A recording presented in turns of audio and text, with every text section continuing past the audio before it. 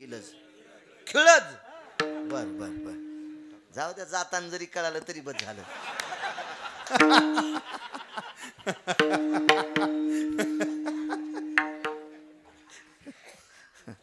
खिळज दयव आहे. बर जरी रस्व दीर्घ चुकलं तर का माया नावचं आलंय आगाव धंदा इतका काय ताण घ्यायचा बरं. विठाला विठाला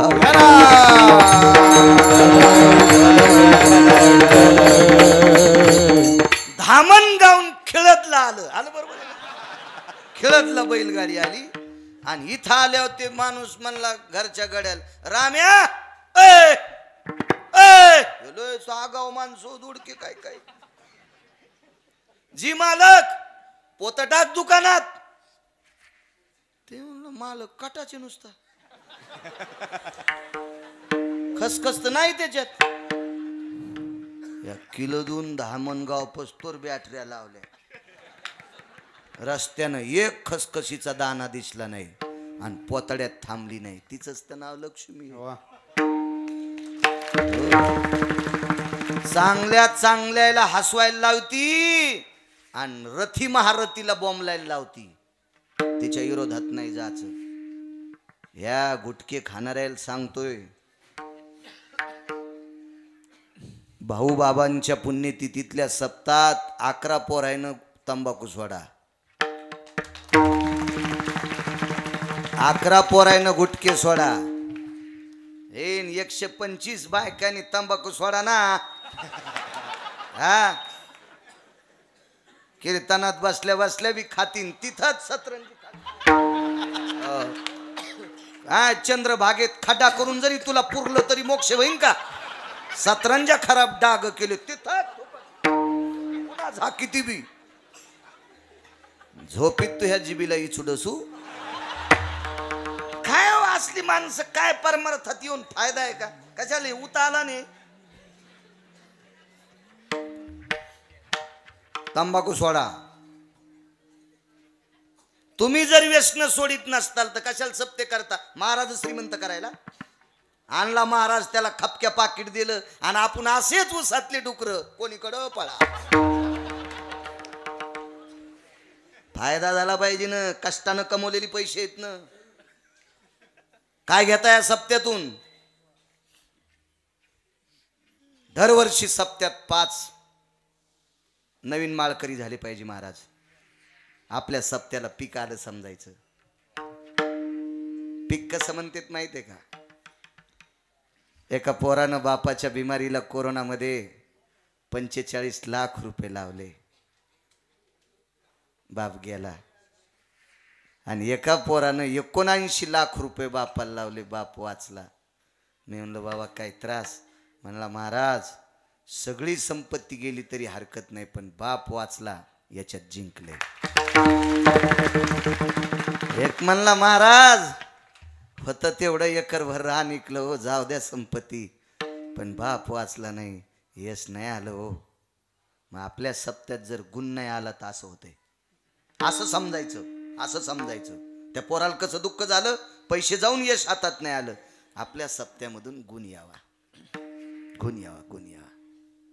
आणि एक सांगू का तुम्हाला. तुम्ही जर तंबाखू सोडली तर पोरं निर्वेशनी होते.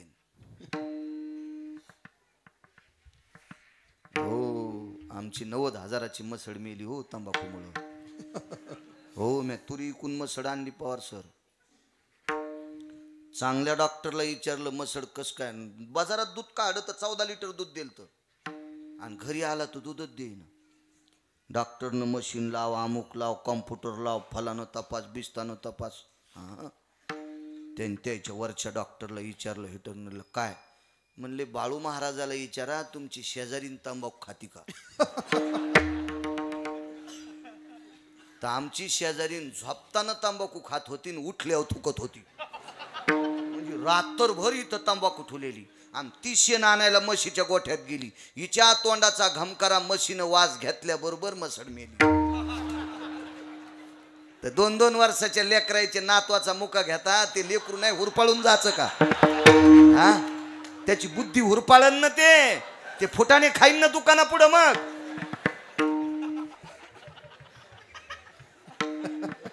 त्याच्यामुळे तंबाखू सोडा. काही घेऊ नका आजच्या कीर्तनातलं, इतकंच घ्या, फक्त तंबाखू सोडा. कशाला व्यसन करत, लय आगाव व्यसन असतो. मी एका गावात गेलो, मुक्काम शक्यतो करीत नाही कुठे, तिथं गोशाळेवर झोपतो. कोणाच घरी न गो, ज्याला मोठं व्हायचं का त्यानं जरा जपलं पाहिजे. आगाव कुदांड मागं लागलं, एवढ्यान केवढी इमारत बांधायला लय दिवस लागते. एकाच बॉम्बनं साफ होती. चांगल्या चांगल्या इमारती भ्रष्ट झाल्या एकाच बॉम्बनं. हे काय मुक्काम करीत नाही कुठं. पण 2 कीर्तन काला जागराशा साईराज सारखे अण्णासारखे म्हणले घ्या ना. मग गावाच्या कडीला एक बैठक होती, 5-6 खानाची. पवार सर तिथं झोपलो. मला एक सोबती मथार, मग 42 किलो वजन आणि त्याचं 92 किलो. कीर्तन झालं, संध्याकाळचं दारं लावले, खिडकीच्या तोंडाला माही वाजन, दरुजाच्या तोंडाला त्याची बाज. आणि रातच्या 12 वाजता मथार म्हणते मला एक नाद आहे. मी म्हणलो कोणता?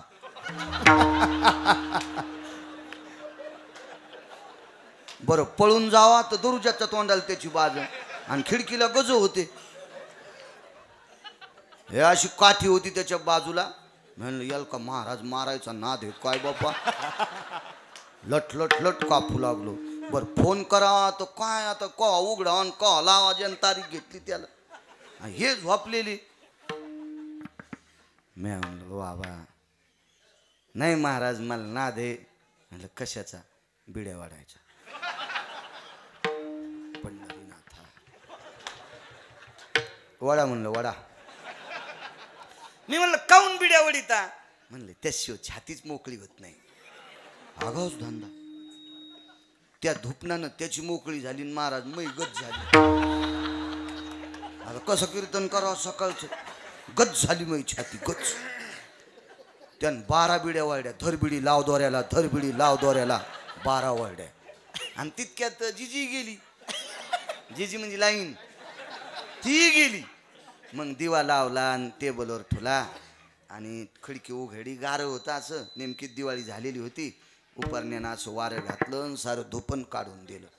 आणि त्याच्या उशाचं बंडल घेतलं आणि टेबलच्या ड्रॉपमध्ये टाकून ड्रॉवर लावून घेतलं. ते पहाट 3:30ला उठलं. म्हणलं महाराज बिड्या गवसनत. मी पडू द्या हो, रात्री लय घासा. नाही महाराज रातचं तरी धकत होतं, पण सकाळचं बिडी शिव जमतच नाही. अमूल्य किमतीचा देह बिडीच्या अधीन घातला. लायकी आहे का हराम खोरायला भारतात जगायची?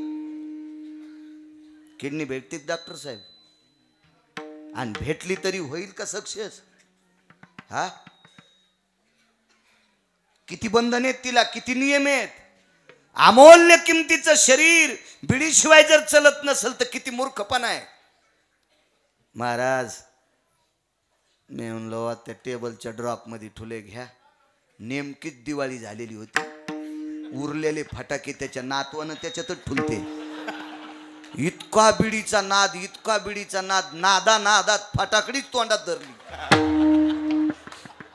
वातिकून पेटणं थुत्तर फाटणं सगळंच. लय व्यसनी लोक मोकार असते. तो काय शिस्त आहे का द्यायला? हो. मला वाटतं हे विशिष्ट रंगाचं पाणी पिणारे काजू काऊन खात नाहीत, बदाम काऊन खात नाहीत, हे फुटाने खातेत.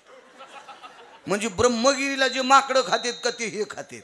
काऊन माकडायचं खाद्य खा, फुटाने खा, काजू खा. साईराज ते असं दाबलेलं काय असतं उमर?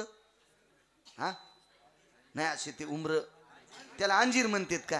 आपण कशाला उमरालाचा अंजीर म्हणून खायचं, कशाला ताण घ्यायचं उग. मी शेंगदाण्यालाच काजू म्हणून खात असतो. मानावे ते म्हणी समाधान. ते कुठं आपल्याला भेटत असतं उगे. हे फुटाने खाणार, चिवडा खाते. इलेक्शन चालू होतं असंच. पांढरे शिबीत कपडे पप्याच्या माईन धुतलेले. चांगली होती पप्याची माय. लय मावल्या चांगल्या आहेत हो. काही काही मायबापाचं नाव करण्यासाठी हरामखोराचा पण संसार करतात. किती पवित्र आहेत माझ्या महाराष्ट्रातल्या मावल्या. इकडे खिशात फुटाणे, इकडे खिशात चिवडा. आणि गावापासून 3 किलोमीटर फाट्यावर पडले. हाय ना तुमचा फाटा? तो 3च किलोमीटर आहे मला वाटतं, आहे का नाही? तिथं पडलं. आणि तिकून धामणगावातलं डुक्कर आलं. इकडच्या खिशातला चिवडा खाल्ला. पण इकडचा खावा फुटाने तर अंगा खाली गेलता. मग डुकरानं असं ढकललं. ते याला वाटलं पपेच मायच उठवायली का तिथं कशी लिहिन पपेच माय.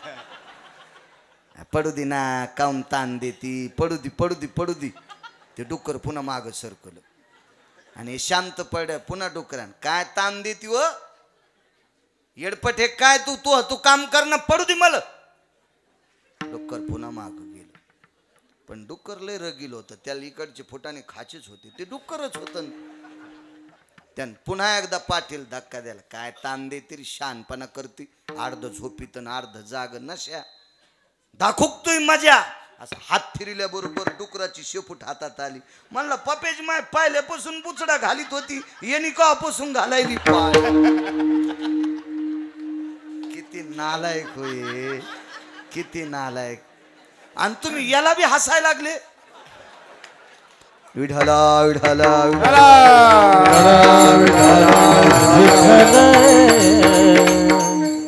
भजन करीत होते पांडव. इतरो काल तो का परियार बो भजन करीत होते.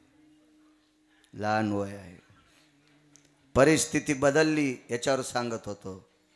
माणसानं गरिबी आल्यावर लाजू नये, श्रीमंती आल्यावर माजू नये. दोन गोष्टी ज्यानं तत्वात सांभाळल्या त्याला भीती नाही राजे हो. हिशोबात राहिलं पाहिजे, हिशोबात.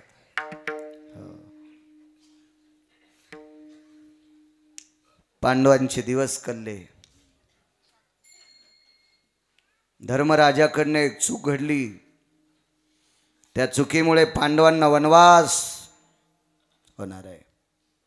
पुढे त्याच्या अलीकडचा प्रसंग सांगतोय. धर्म एके दिवशी पांडवांच्या घरी गेलाय. धर्माला लावून देणारा त्याचा मामा आहे, तुझा विसर न व्हावा याच्यावर सांगतोय. उदाहरण क्रमांक 2. मामानं सांगितलं सुयोधन दुर्योधन जाय पांडवाकडे. पाहिलं तर घर थोडस डागडुगीला आलत. दुर्योधन घरी आला आणि मामाला सांगितलं हो डागडुगीला घर आले. गावाच्या बाजूला एक सुंदरसा महाल बांधा. महालात काय साहित्य वापरलं? राळ, रांजा, कापूर, येळूच्या कमट्या, ज्वलनशील पदार्थ. असं घर बांधलंय. त्या घराचं नाव आहे लाक्षागृह. काकी. काय युवराज? काकी म्हणजे कोणती? काय सुयोधन? काकी त्या नव्या घरात जा. युवराज तुम्ही राजकुमार आहात, तुम्ही राहतात त्या घरात आम्ही राहतो. नव्या बांधलेल्या घरात तुम्ही राजांच्या मुलांनी जाऊ. नाही काकी, तुमच्यासाठी नवं घर बांधलंय. काय माहिती काकीला घर मौत का कुवा आहे म्हणून? काय माहित होतं काकीला? मृत्यूचा सापळा होतं ते घर. कधी जाता काकी? उद्या जाऊ, परवा जाऊ. बघता बघता 10-5 दिवस निघून गेले. दुर्योधनाचं टेकनच, शकुनीचं टेकनच दुर्योधनाला. जाल लाव, जाल लाव, राहाल जा. दुर्योधन गेला म्हणे काकी तुम्हाला काही कळतं का हो? अहो तुमचं घर पडझडीला आलंय. आम्ही राजाचा मुलगा आहे या नात्यानं भाऊ भाऊकीचे लोक म्हणतेत. चुलत्या चुलतीला यायला काकीला साध्या घरात, तुम्ही भारीच्या घरात, आम्हाला लोक शेण टाकतेत तोंडात. जा तुम्ही राहिला. ठीक आहे युवराज, उद्या दुपारी राहण्यासाठी जाते.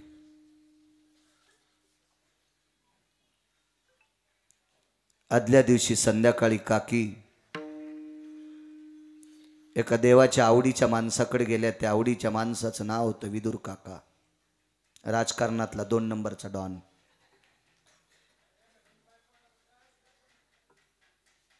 राजकारणातला 1 नंबरचा डॉन कृष्ण. 5 डॉन राजकारणात झाले. 5. 6वा आपण जिवंत आहे तोपर्यंत जन्माला येणार नाही त्यांच्यासारखा. बोल दे आता. ते बोलल्याशिवाय उद्या कसं होईल जेवायला? ए पोरोत हे काय रे? कशाला? शांत बसन दर्शक. कीर्तनात इतक्या येड्यावानी. शांत बसा, शांत बसा. बऱ्याच वेळच करते, त्याचाही दोष नाही तो. नाही म्हणत पण आता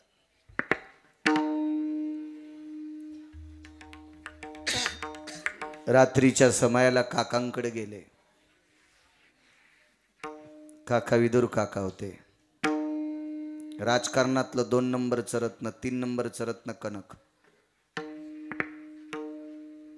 काकान पाहिल्याबरोबर अंतःकरण भरून आलं. वहिनी साहेब या. काय वाणी श्रीमंत होती. या वहिनी साहेब या या या या. बरं वाटलं तुमचं एकत्रित कुटुंब पाहून गुरुजी. चांगलं वाटलं. छान. काळाची गरज आहे. एकोपा फार महत्वाचा असतो. या वहिनी साहेब. विदुराच्या घरी बोऱ्या बसायला टाकला. 2,500 घराचा मालक. 2,500 घराचा मालक. 2,500 घराचा. तरी झोपड्यात राहत होता. ते घर आपल्यासारखे का इकून खेळा ठोकल्यावर तिकून खेळा निघन.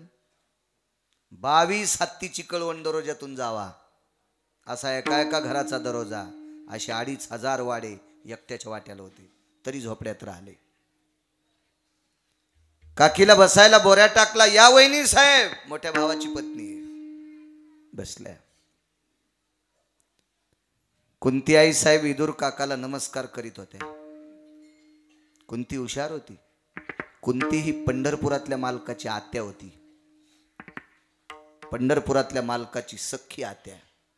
आणि कुंतीला माहित होतं मी पंढरपुरातल्या मालकाची आत्या असूनही माझ्याकडे येत नव्हता. पंढरपुरातल्या मालकाची त्याची बहीण माझी सून असूनही माझ्याकडे येत नव्हता. विदुर काकाकडे कधी पण जायचे. उद्धव हे भगवंताची फार जवळची व्यक्ती होती. भगवंताला रिकामा वेळ भेटला की उद्धवाला काय म्हणायचे. भगवान कुठं जायचं. उद्धवजी चल विदुरा घर जावे. उद्धवजी चल विदुरा घर जावे. उद्धवजी चल विदुरा घर जावे. उद्धवजी चल विदुरा घर जावे. बड़े बड़े मंदिर कौन काम के. बड़े बड़े मंदिर कौन काम के. बाबा दर नहीं पावे. उद्धवजी चल विदुरा घर जावे. उद्धवजी चल विदुरा घर जावे.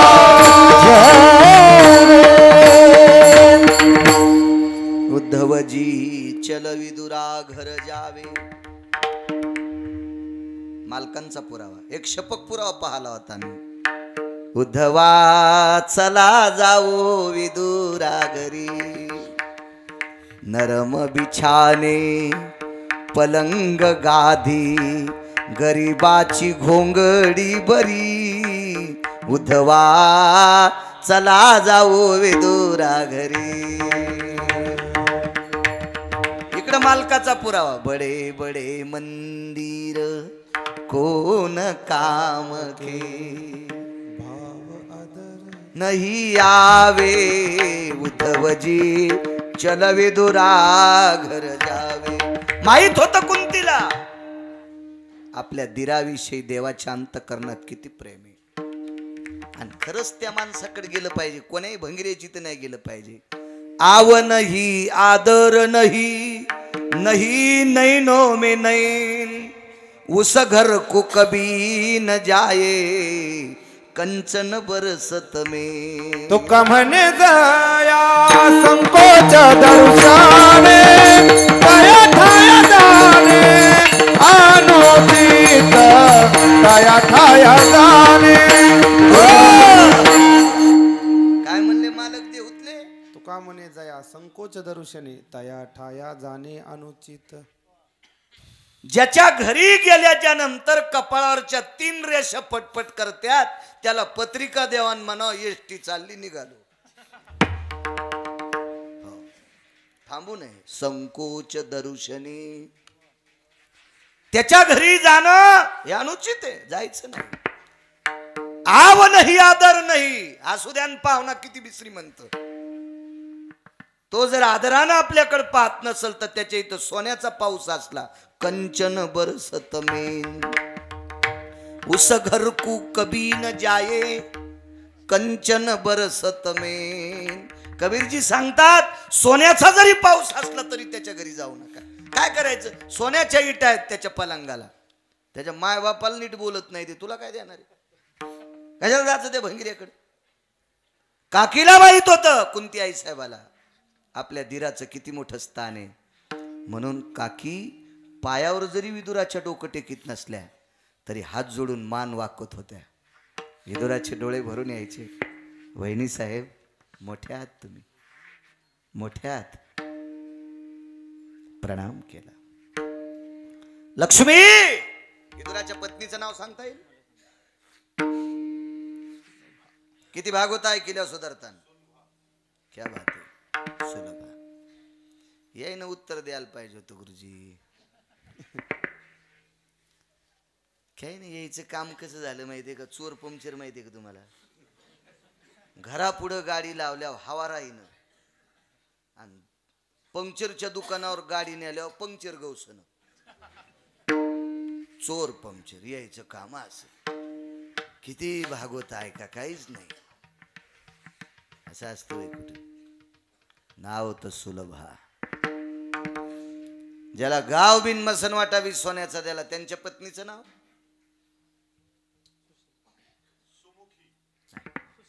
सुशीला. क्या बात आहे. वा वा. सुशीला आणि सुलभा. सुलभा जी वहिनी साहेबांना हळीत कुंकू द्या. तामण आणलं. हळीत कुंकू शब्द चुकून बोललो, आदर करा. तामण आणलं, पाणी आणलं, प्रणाम केला. वा वहिनी साहेब काय निमित्त आलात? काका राजकुमारांनी आमच्यासाठी गावाच्या बाहेरचं घर बांधलंय. फार मोठा महाल आहे म्हणे. पाहिलं तर नव्हतं कुंतीनं. तुझा आई सर न व्हायच्यावर सांगतोय. पाहिलं तर नव्हतं. काकांनी सांगितलं जाणार. 15 दिवसापासून बेजार करतो. पक्षा येतं म्हणजे 15 दिवस सारखं म्हणतात जावं लागतं. काका कधी जाणार आहेत? उद्या. जाता जाता 5 मिनिटं माझ्याकडे या. उद्याचा दिवस उजाडा. तुझा विसर न व्हावा सांगतोय. सकाळचे 9:30-10 वाजलेले. आपल्या 5 वासरांना घेऊन कुंती लाक्षागृहाकडे चालले आहेत. रस्त्यात एका ठिकाणी आपल्या 5 लेकरांना थांबवलं. धर्माला सांगितलं बाळा थांबा इथं, मी काकांकडनं जाऊन येते. दुर्योधनाची गुप्तचर पाहत होते आणि कुंती आई साहेब विदुर काकाच्या घरी गेल्या. काकांच्या लक्षात होतं शकुनीचं आणि दुर्योधनाच्या अंतःकरणातलं कपट कारस्थान आहे. पांडवाला संपवण्याची प्रक्रिया आहे. काकाच्या लक्षात आलं आपण जर रडावा तर वहिनी साहेब घाबरतील. मन घट्ट केलं महाराज. आणि देवघरात एक प्रतिमा होती. ती पंढरीतल्या मालकाची होती, द्वारकेतल्या मालकाची प्रतिमा होती. देऊन टाकली. कुंती आई साहेबांनी वटी पदर पुढे केला आणि वटी पदरात ती प्रतिमा घेतली. काकांनी सांगितलं वहिनी साहेब याला ध्यानात ठेवा, याचं ध्यान करा, हे तुमची काळजी करीन. तुझी चिंता त्याशी सर्व आहे. तुम्ही याला ध्यानात ठेवा वहिनी. तुमच्या अंगावर माती टाकायची कोणाची ताकद नाही. आणि तुम्ही जर याला ध्यानातून काढलं तर तुमची माती व्हायला वेळ लागणार नाही, वेळ लागणार नाही. खुनगाड सांगितली साईराज. पदरामध्ये ती वस्तू दाबली. आपल्या लेकरांकडे आल्या आणि लाक्षागृहात प्रवेश केला. लाक्षागृहात तळमजला होता. वरी स्वयंपाक करता येत नव्हता. लाक्षागृह हे ज्वलनशील होतं. विस्तू लागल्याबरोबर 11 सेकंदात घर पेटत होतं. काय ज्वलनशील पदार्थ असेल. तळमजल्यामध्ये सामुग्री नेली. वरच्या महालात एक कोनाडा होता. त्या कोनाड्यात एक वस्त्र ठेवलं आणि त्या वस्त्रावर विदुर काकानं दिलेली विटेवरच्या मालकाची, द्वारकेतल्या मालकाची प्रतिमा ठेवली. नित्याचा क्रम सुरू झाला. पहिला दिवस आहे. रोजचा नित्यक्रम. स्वयंपाक आटपला. देवाच्या पुढे नैवेद्य ठेवला. लेकरांना जेव घातलं. आपणही जेवल्या. जिथं देवाची प्रतिमा ठेवली त्या ठिकाणी अंथरणं टाकली, आपली 5 लेकरं झोपली. तुझा विसर न व्हावा सांगतोय. 5 लेकरं झोपली. कुंती आई साहेब लेकराच्या उशाला त्या प्रतिमेकडे तोंड करून पाहत होत्या. 11 वाजले, 12 वाजले, 1 वाजला, 2 वाजला, 3 वाजले, 4 वाजता पांडव उठले. पांडव उठल्याबरोबर धर्मानं पाहिलं, आई इथं बसली होती. नाही बाळा, आत्ताच उठले होते आणि देवाकडे बघून त्याचं भजन करत होते. रात्रभर जागी होती, रात्रभर. 1:30 वाजता पुरोचन आला. महाभारतात एक पुरोचन आगळा वेगळा व्यक्ती होता. दुर्योधनाने विकत घेतलेला माणूस होता. पुरोचन बांधकामात हुशार होता. याच पुरोचनाच्या हाताने लाक्षाग्रह बांधलेलं होतं.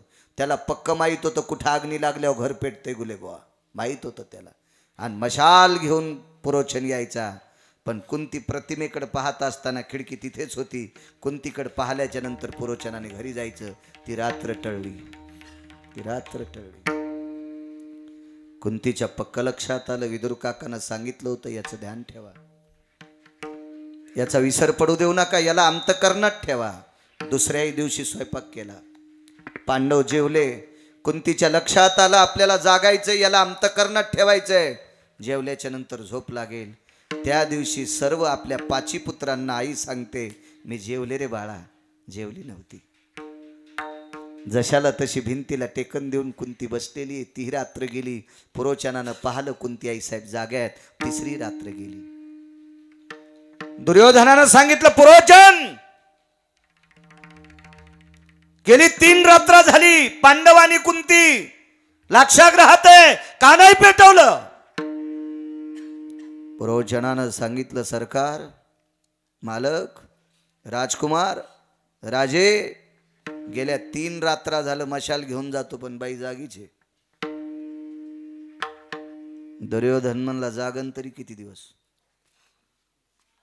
3रा, 4था, 5वा दिवस गेला, 6वा दिवस गेला. जागण्याची क्षमता संपली गुरुजी.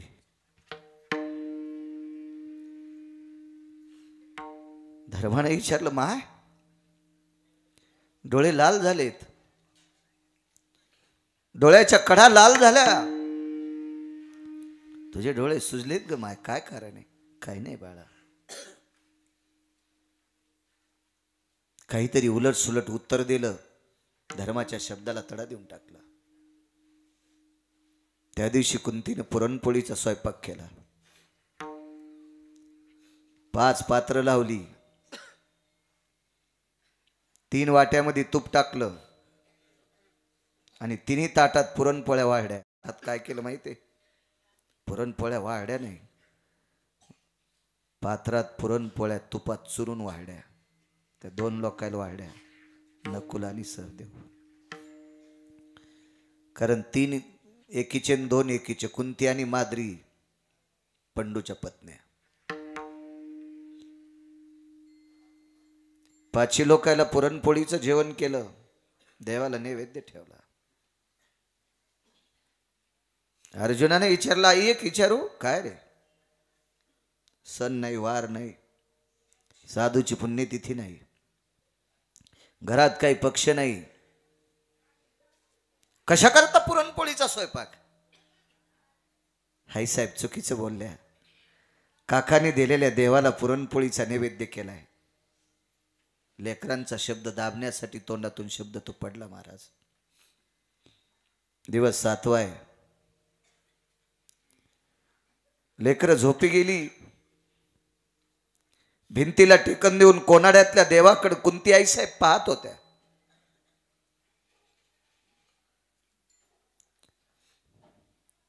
रात्रीची 12:30 वाजली. आज कुंती जागणं शक्य नव्हती. डोळ्याची कधी कधी पापणं लवत होती.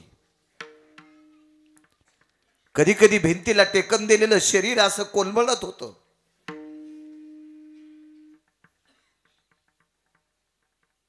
देवाच्या जवळ गेली आणि अंतःकरणाच्या भावनेनं सांगितलं, देवा सांभाळ रे वासर, सांभाळ रे देवा, तुझे वासर आहेत, सांभाळ, सांभाळ. आपल्या जागेवर पुन्हा येऊन बसली.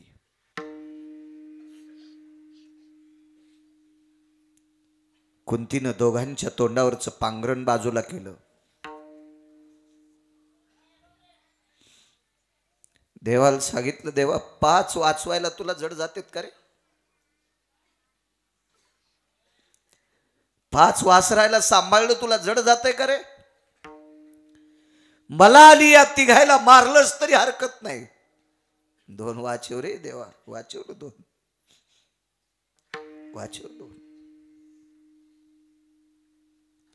श्रुतीने विरोधात जाऊ नये, नियतीने विरोधात जाऊ नये, म्हणून देवा ज्यांची आई नाही त्यांना पुरणपोळ्या चुरून खाऊ घातल्यात रे.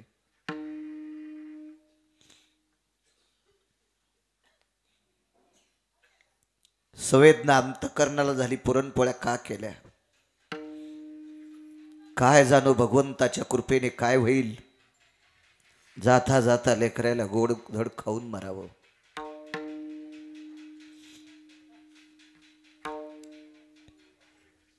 पुनश्च येऊन बसली. 5 लेकराच्या तोंडावरची पांघरणं काढली. अंतःकरणाला वेदना होत होत्या. लक्षात येत होतं आपल्याला डोळा लागल्याबरोबर पुरोजन्माला लाग लावणार. घरातली सगळीची सगळी जळून राख होणार, होत्याचं नव्हतं होणार.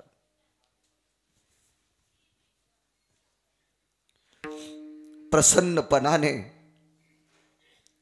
पुन्हा एकदा 5 लेकरांची चेहरे न्याहाळून पाहिले. ती माय होती हो, ती माय होती, माय ती माय.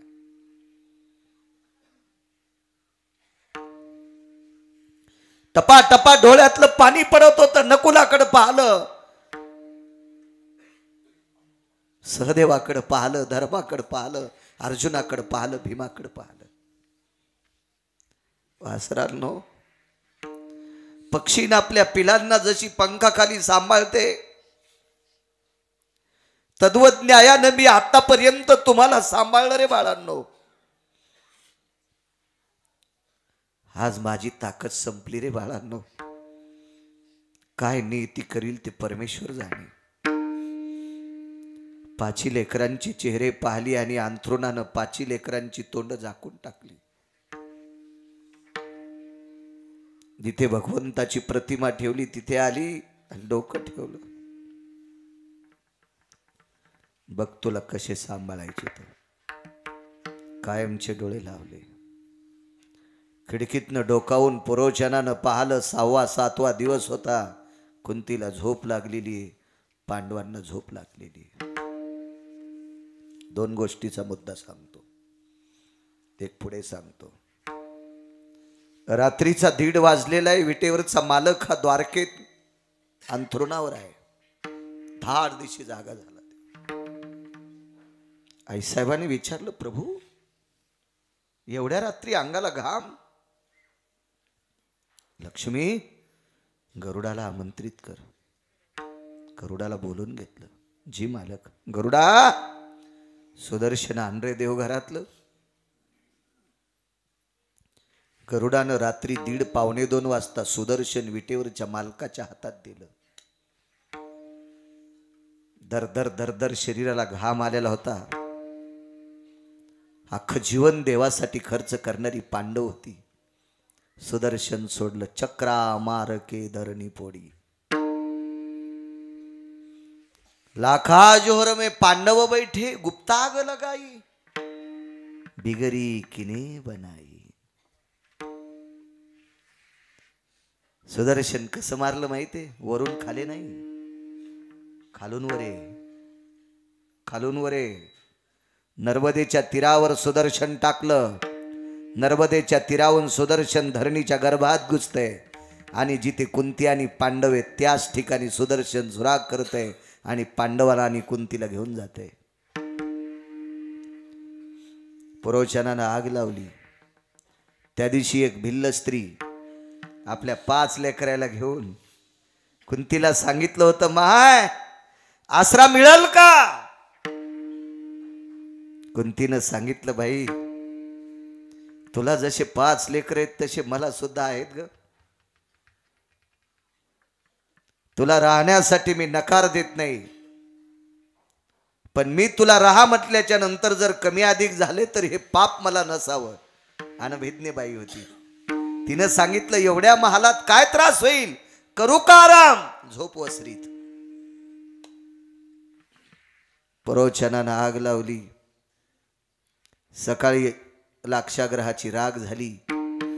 6 लोकांच्या अस्थी सापडल्या. त्याच्यात एक स्त्रीच्या सापडल्या, 5 पुरुषाच्या सापडल्या. स्त्रीची सापडली कुंती गेली, पुरुषाच्या सापडल्या पांडव गेले. हरामखोर कौरवांनी दुसऱ्या दिवशी दिवाळी साजरी केली. ही रक्ताच्या नात्यातली भडवी माणसं होती, रक्ताच्या नात्यातली हरामखोर माणसं होती. दिवाळी साजरी केली. देवाला प्रश्न केला, देवा, रक्ताच्या नात्यातली नालायक माणसं रक्ताच्या नात्यातल्या लोकांना पेटून देत होती. देवा तुला काय गरज होती रे रात्री 2 वाजता सुदर्शन फेकायची. विटेवरच्या मालकाचं अंतकरण गदगदला आणि श्रुतीला उत्तर देत असताना देव रडत होता, हे श्रुती, मुठीसारखे डोळे होईपर्यंत मला चित्तात ठेवावं. 7 रात्र 7 दिवस माझं चिंतन करीत जागावं. 7 रात्र आणि 7 दिवस अंतकरणात ठेवणारी स्त्री आणि तिचे मुलं जर मृत्यू पावले असते तर मला करुणेचा सागर कोण म्हणेल, मला दयेचा सागर कोण म्हणेल, मला वात्सल्य सिंधू कोण म्हणेल. तुकोबराय विटेवरच्या मालकाच्या पुढे मोठ्याने टाळी वाजित्यात. काय उदार आहेस प्रभू, काय उदार आहेस. अरे तुझं ध्यान केलं, याच्याकरता रक्ताच्या नात्यातली माणसं रक्ताच्या नात्यातल्यांना पेटून देत होती, पण त्या नात्यातल्या माणसांनी तुझं ध्यान केल्याच्या नंतर तू त्यांना जीवदान द्यावं. तुझं ध्यान करण्यात जर इतकी ताकद आहे तर मग मला तरी दुसरं कशाला देत. हेची दान देगा देवा, हेची दान देगा देवा, हेची दान देगा देवा,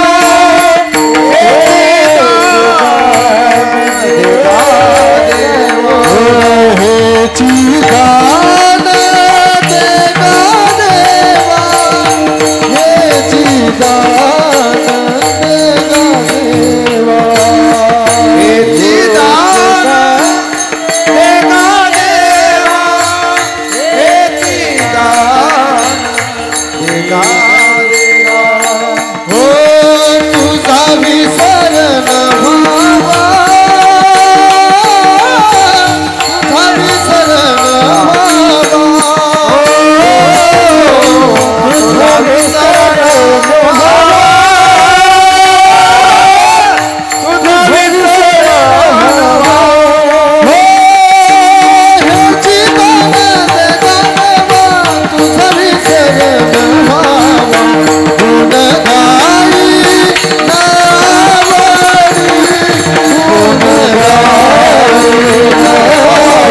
नावडी, गुण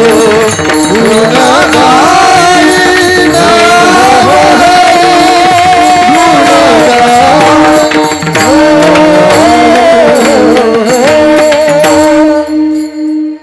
देवाचं आवडीन गुण गाणं आणि त्याला ध्यानात ठेवण्याची ताकद आहे. 5 मिनिटात एक प्रसंग सांगतो. पूर्ण राम 11:20 झालेत ना.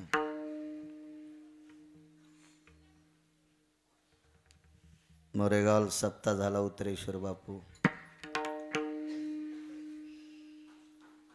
माझ्या जन्माच्या मागे पुढचा काळ आहे.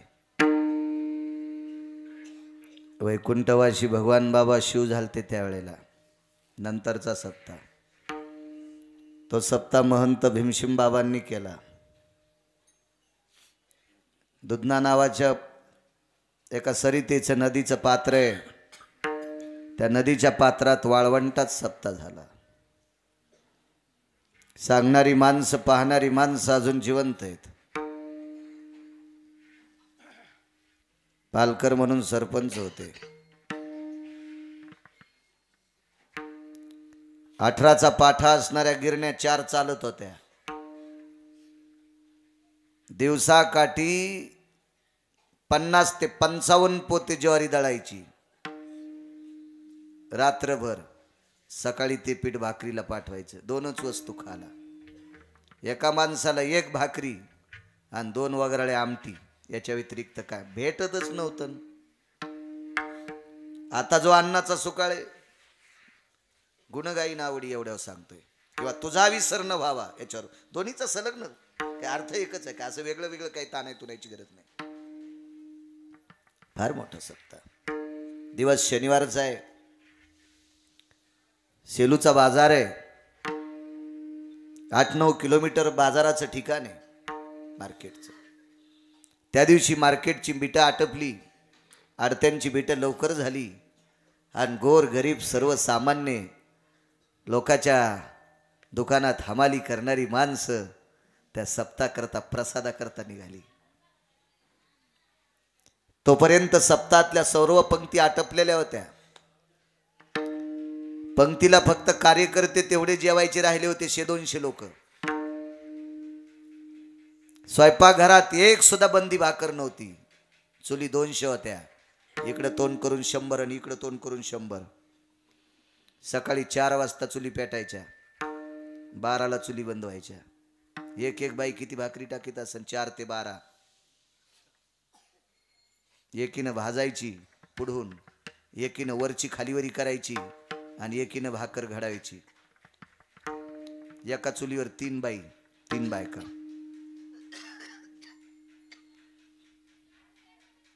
सन सन सन सन सन सन भाकरी. भाकरीचा ढीग भांडारगृहात लागला. पलीकून हत्ती उभा केला तरी दिसत नव्हता, इतक्या भाकरीचा ढिगल. किती लोक जेवायचे? मोठी भाकरी जुन्या माऊलीची. भाकरी वाहडी बरोबर चुरगाळायची आणि वरून 2 वगराळे आमटी टाकायची. माणसं तृप्तीचा ढेकर देऊन जात होते. सगळ्याची जीवन आटपली. कार्यकर्ते जेवायला बसले. देवघराच्या बाजूला रावटी लावलेली होती. त्या रावटीमध्ये महंत भीमसिंह बाबा होते. आदरणीय साहेबरावजी महाराज कोठाळकर म्हणायचे, भीमसिंह बाबा म्हणजे चौरंगी चिरा. बाबा गायनात श्रेष्ठ, बाबा पकवाजात श्रेष्ठ, बाबा कीर्तनात श्रेष्ठ. बाबा कीर्तनात उभे राहिले की पांडुरंग दिसायचे. काय लोक होती होई, काय महात्म्य होती. रावटीमध्ये महंत भीमसिंह बाबा बसलेले. एका कार्यकर्त्याने सांगितलं, बाबा तुम्ही आम्हाला जेवायला बसायला सांगितलं. इकडच्या बाजूला मोरेगाव, इकडच्या बाजूला खुपसा नावाचं गाव आहे, आजही आहे. सेलूकून येताना खुपसा लागतं, इकून देवगाव फाट्याकून जाताना मोरेगाव लागतं. दोन्हीच्या मधात नदीचं दुधनेचं पात्र. आता त्याच्यावर लोर दुधना प्रकल्प म्हणून धरण झालं. बाबा तुम्ही आम्हाला जेवायला सांगितलं, पण आमच्या 100-200 लोकांपुरता स्वयंपाक घरात आहे आणि एकही बंदी भाकर नाही. वाढून वाढून जे खाली पडलेले भाकरीचे तुकडे येतं ते मोठाल्या टोपल्यानं 2-4 टोपले तुकडे भरतील. एकेकाला अशी मोठी एक गच्ची जर टाकली तर आम्ही 100-200 जण जेवतो. पण आता 500-700 लोक नदीच्या पात्रात खाली उतरलेत. काय द्यायचं जेवायला? दिवस उन्हाळ्याचे होते. मंडप कापडी देऊन आंब्याच्या जांभळीच्या फांद्याचे मंडप केलेले होते, लाकडं लावून. खूप मोठी सोय झालेली होती.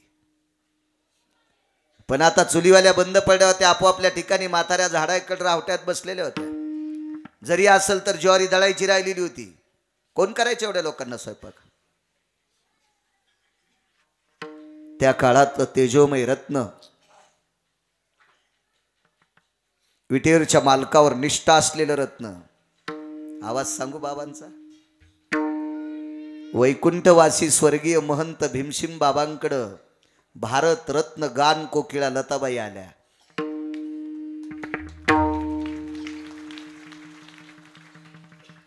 लताबाईंचं गायन झालं महाराज. पण लताबाई बऱ्यापैकी महात्म्य होते. सगळ्यांनी लताबाईंना खुणीलं, ताई साहेब बाबाजींना गाल लावा.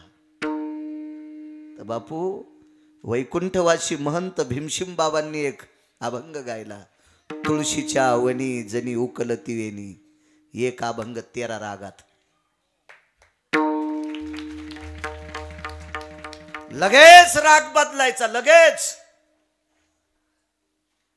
लताबाई पाहत होत्या महंत भीमशिम बाबाकडं. भारतरत्न असलेली माऊली भीमशिम बाबाच्या चरणावर लोटांगण घातलं, डोळे भरून आले. माय म्हणायचे बाबा, माय काय बाबा विदेशात गाजले, पण एक अभंग 13 रागात नाही म्हणतायत मला. पण भारतरत्न झालेली माऊली भीमशिम बाबांचं वर्णन करते, एक अभंग तुम्ही 13 रागात म्हणावा, कसा राग बदलून पलीकडे जाता. 5 मिनिटं हात जोडून उभी, काय भीमशिम बाबा. बाहेर आले, असं तेजस्वी लोण्यासारखं शरीर. महाराज या लोकांचं रूप बघितल्याच्या नंतर असं वाटतं की प्रत्यक्ष जगाचा बाप आपण पाहतोय. या आचरणातली लोक होती ना, ही सात्विकतेतली लोक होती. एका तिळाईत का आचरण न ढळू देणारी लोक होती. म्हणून महाराष्ट्रभर पुण्यतिथ्या चालू आहे. आता किती कोटी रुपये कमील्यावर पोट्ट इतक्या पुण्यतिथ्या करीन. उलट जे आहे ना, जास्त पैसे कमीले का त्याचे पोरं आम्हाला विचारतात, आमचे बाबा कोण दिवशी मेले. तुझ्या बाबानं तुला संपत्ती कमवली ना, आमचा काऊन पिना पाडायला. तो हा बाबा मेलेला काय आमच्या छातीवर लिहून ठेवा का. कोण वारकरी सांगा बरं, त्याला भगवान बाबाची पुण्यतिथी माहित नसेल. कोण वारकरी असेल सांगा बरं, त्याला भाऊंची पुण्यतिथी माहित नसेल. कोण वारकरी असेल त्याला भीमशिम बाबाची पुण्यतिथी माहित नसेल. कोण वारकरी असेल तुमच्या परिसरातला त्याला मदन बाबांची पुण्यतिथी माहित नसेल. इथं बसलेल्या 90% माणसाला विचारा बापाची पुण्यतिथी. मला वाटते सप्तमी आणायला पाहिजे तुला. होईल का नाही असं. 95% लोकांना माहित नाही. काही तारका सांगतील, तारखेवर पुण्यतिथी नसती. सुंबळ्या आपली संस्कृती मितीवर तिथीवर असती. खोडं बोलतोय महाराज. महाराष्ट्रभर या लोकांचे उत्सव का, यांनी जीवन जनतेसाठी जाळले. तुमच्या माझ्यासारख्या जीवाचा उद्धार व्हावा याच्याकरता जीवन जाळलंय. आणि आपल्या पुण्यतिथी लक्षात का राहत नाही, आपण संसारासाठी जळालो. इतका फरक आहे. तेजोमय तेजस्वी महात्मा बाहेर आले रावटीतून. काय लोक अशी अशी चलताना अशी माणसं चळचळ कापत होते. यांच्याकडे पाहत असताना चळचळ कापत होते. केवढा महाराज होत्या त्याला भेटत नाही. ते लगेच म्हणतो हायक चुना. म्हणजे याचा पांचट, याला जर पांचट म्हणलं ना तर पांचटपणाने एक दिवशी मला फोन केलता पांचटाने. ते म्हणला बाळू महाराज त्याला पांचट म्हणे जाऊ नका, मी तितका पांचट नाही. म्हणजे पांचटपणा पण काही काहीला लाजायलाय, इतके काही काही महापांचट येतो. हो काय वागत होती लोक. यांच्याकडे बघितल्याच्या नंतर सूर्य लाजत होता, चंद्र लाजत होता. अशा तत्वावर आरूढ असणारी लोक होती. बाहेर निघाले महंत भीमशिम बाबा. बापू मी एकदाच पाहिले मंठ्याला. अभंग ऐकिला, रविदीप हिरा दाविती देखणे अदृश्य दरुशने संताची. निळकंठेश्वरचे स्वामी चाल म्हणायला होते. असं बघावं वाटत होतं. सुंदरशे कानामध्ये कुंडल होते. बाबांनी स्वतः शेवटची चाल म्हणली आणि बाजूला तेजस्वी संन्यासी आचार्य पदवी कमवलेले निळकंठेश्वरचे स्वामी पलीकडच्या बाजूला चाल म्हणाला. असं वाटत होतं ज्ञानोबा आहे तुकोबा आहे उभे आहेत, असं वाटत होतं शांती ब्रह्मनाथ बाबा उभे आहेत, असं वाटत होतं विटेवरचे मालक भगवान शिवशंकर उभे आहेत. काय ती आगळी वेगळीच मजा आहे लोकांकडे पाहत असताना. आता पैसे कुंटाला नसतील काही महाराजाकडे, पण शास्त्री बुवा हे लोक होता येत नाही. हे फक्त आता आपण चित्रात पाहायचे. आता ऐसे कोणी होणे नाही, आता ऐसे कोणी होणे नाही, आता ऐसे कोणी होणे नाही, आता ऐसे कोणी होणे नाही. वैराग्याच्या गोष्टी ऐकी जात्या कानी, आता ऐसे कोणी होणे नाही, आता ऐसे कोणी होणे नाही. हे फक्त आता मागच्या लोकांचं ऐकत राहायचं आपण. हेच लोक बाहेर आले, अलीकडे आल्याबरोबर पाहिलं असं इकडे त्या लोकांकडे. एक जणाला जवळ बोलवलं, का रे म्हणे एखादी बंदी भाकरी नाही का, साबूत भाकरी नाही म्हणे. भीत भीत एकानं सांगितलं बाबा एकच भाकरी शाबूत आहे. तिथं ज्ञानोबारायचा फोटो होता, तिथं तुकोबारायचा फोटो होता, तिथं संत भगवान बाबांचा फोटो होता, आणि त्यांच्या पुढे नैवेद्य म्हणून केळीच्या पानावर एक भाकरी शाबीत टेकलेली होती. काय अधिकार महाराज या लोकांचा.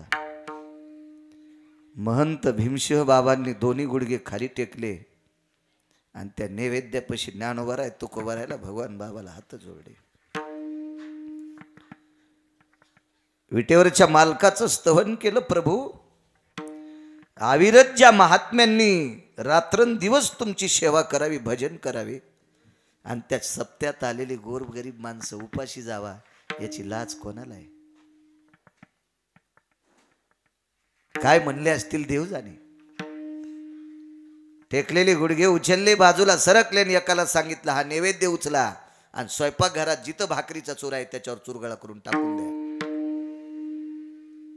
12-1300 लोक जेवले तरी भाकरी संपत नव्हत्या.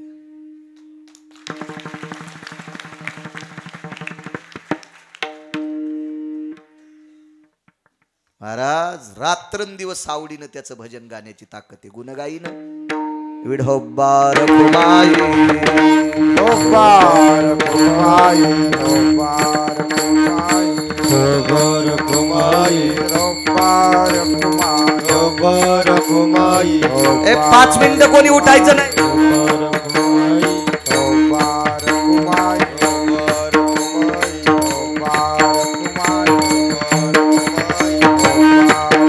कुमाई, ओबार कुमाई, ओबार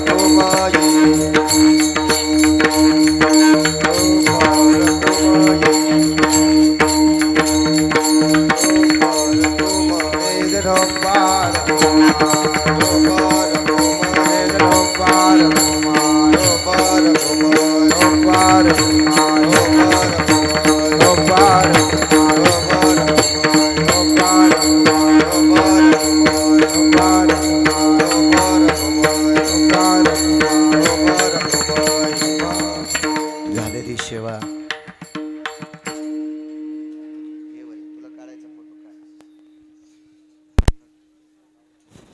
यांचे फोटो घ्या पटपट.